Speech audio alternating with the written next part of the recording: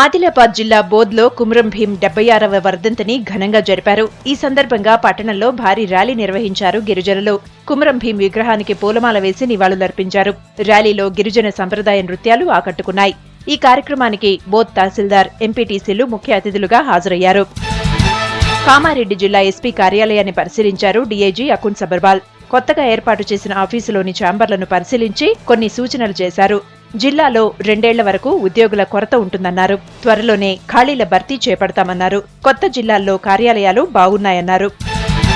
Town planning ఉద్యోగిపై దాడికి నిరసనగా Nizamabad municipal office ముందు ధర్నాకు దిగారు ఎంప్లాయీస్. దాడికి కారణమైన వారిపై చర్యలు తీసుకోవాలని నినాదాలిచ్చారు. ఉద్యోగుల ధర్నాకు మద్దతు తెలిపారు ఎమ్మెల్యే గణేష్ గుప్తా. ప్రభుత్వ ఉద్యోగులపై దాడులు జరిగితే సహించేది లేదన్నారు. ఈ కార్యక్రమంలో టీఎన్జీఓలు, ఇతర పార్టీలు, సంఘాల నేతలు మద్దతు పలికారు. న్యూ డెమోక్రసీ అజ్ఞాత దళానికి చెందిన దళ కమాండర్ రాయల వెంకటేశ్వర్లు అలియాస్ సురేష్ను భద్రాద్రి కొత్తగూడెం జిల్లా పోలీసులు అరెస్ట్ చేశారు. ఇల్లెందు ఏరియాకు చెందిన దళాల్లో పనిచేసిన సురేష్ అనేక కేసుల్లో నిందితుడు.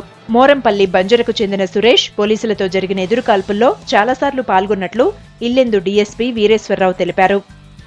ఖమ్మం జిల్లా ప్రభుత్వ దవాఖానాను సందర్శించి జ్వర బాధితులను పరామర్శించారు కాంగ్రెస్ నేత భట్టి విక్రమార్క. జిల్లాలో నెలకొన్న అపరిశుభ్ర వాతావరణం వల్లే జనం జ్వరాల బారిన పడుతున్నారని విమర్శించారు. ప్రభుత్వ హాస్పిటల్స్లో సరైన సౌకర్యాలు లేక పేషెంట్లు ఇబ్బందులు పడుతున్నారని అన్నారు. ఉధృతంగా ప్రవహిస్తున్న మంజీరాను దాటేందుకు ప్రయత్నించి ఓ యువకుడు ప్రాణాలు కోల్పోయాడు. మెదక్ జిల్లా పాపన్నపేట మండలంలోని ఏడుపాయల ఆలయం దగ్గర ఈ ప్రమాదం జరిగింది. ఘనాపూర్ ఆనకట్టపై నుంచి నీటి ప్రవాహం ఎక్కువగా ఉన్నా పట్టించుకోకుండా ఆనకట్టపై నడుచుకుంటూ వెళ్లాడు ఆ యువకుడు. మధ్యలోకి వెళ్లాక పట్టుతప్పి నదిలోని రాళ్లపై పడటంతో తలకు దెబ్బలు తగిలాయి. మృతదేహాన్ని గజ ఈతగాళ్లు మంజీరా నది నుంచి బయటకు తీశారు.